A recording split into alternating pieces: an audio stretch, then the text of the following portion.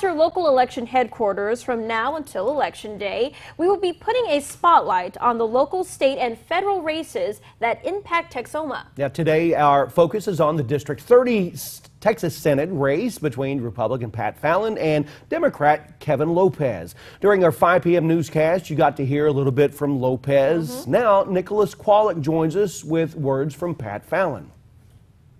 So we want to ask you a couple of questions. First of all, District 30, where you serve, what are the values there?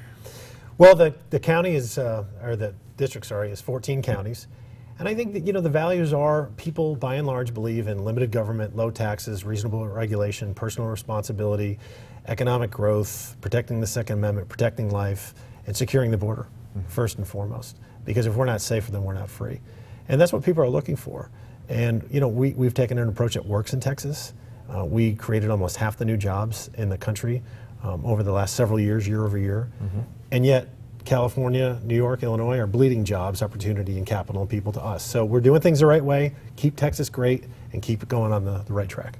Speaking of jobs, we had the Oklahoma teacher walkout not too long ago. What did you learn from that as far as what's happening here in Texas? Well, I think Texas, we value our teachers, and we don't pay teachers a lot. My parents are retired school teachers, and they're not getting paid a lot, and yet they're doing one of the most important jobs that we can ask a society to do, which is educating our youth and growing. Because in Texas, if we don't have more vocational training, by the way, we're going to grind to a halt. We need 1 million skilled laborers in the state, more so than we have right now, over the next few years.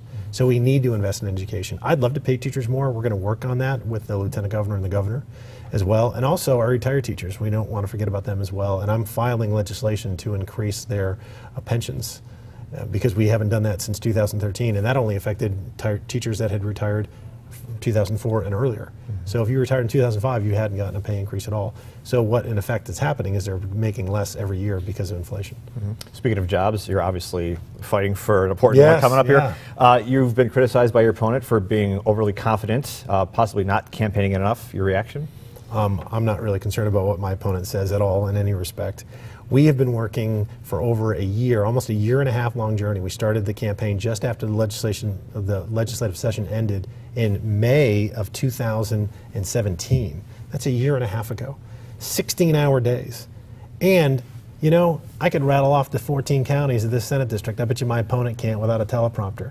It's parts of Denton and Collin, and then it's Grayson County and Cook and Wise and Parker and Montague, Jack Young, Archer, Clay, Pino, Erath, and Wichita County. I've been to all of them in 105 cities, 45 school districts, 111 chambers of commerce. I joined all 45 of those chambers of commerce, and that was not cheap. Okay, that's working hard. That's what Texans want, and that's why November 6th for us is going to be a great day. President Trump got 74% of the vote in this district. Hillary Clinton got 21%. It's not about me. It's about 1 million people in Senate District 30. It's about re-electing Greg Abbott and Ken Paxton and Lieutenant Governor Dan Patrick and Senator Ted Cruz to the U.S. Senate. Congressman Fallon, thank you very much. Thank you. God bless you. All right. Well, you will be hearing much more from Fallon and his Democratic challenger on KFDX 3 News at 10 o'clock. Now, over on our Facebook page, we have more interviews with the candidates where you'll hear more about their school safety plans, the competitive Senate race, and the age-old debate of chili with beans or no beans. Personally, no beans for me. Gotta be.